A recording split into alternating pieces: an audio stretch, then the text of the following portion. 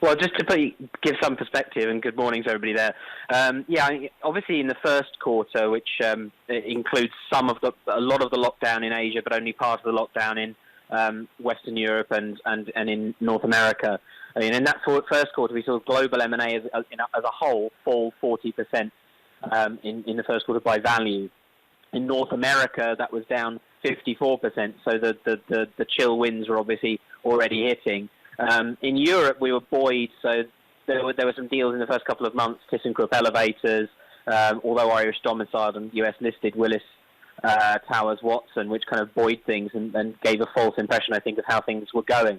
But if you look in Europe, for example, Chinese investment into Europe, just 12 deals, only $1.4 billion in the first quarter, the lowest in any quarter since 2013. I think if you look at the year-to-date, including April, which is really the crunch month, if you look at March and April. Hello? John, sorry, we lost a little bit of time because we're trying to get your line up as well. Are the Chinese deals not going to happen because of protectionism, because of industrial barriers that are going to be built and concern about Chinese influence?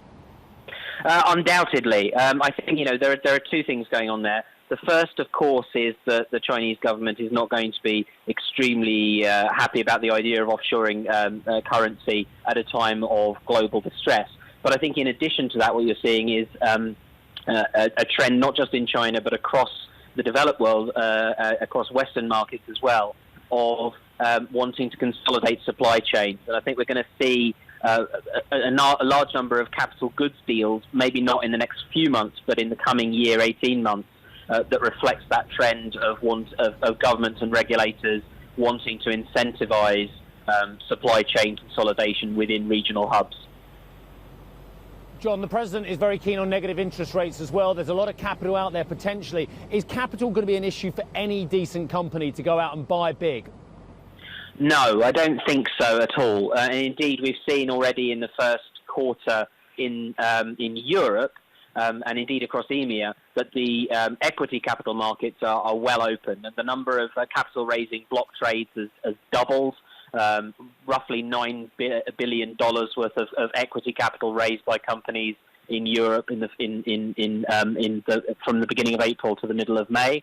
So I think what we're seeing is equity capital markets are open. There's clearly unprecedented liquidity being put in by central banks and treasuries. And clearly, access to capital isn't the issue. I think what is the issue is risk appetite. But if you look sector by sector, health and personal care, food staples, alcohol, food retail, you were talking earlier about Openreach, telecom infrastructure, the digitization agenda. There's plenty of sectors where there is going to be activity, but anything very consumer-facing, clearly in trouble.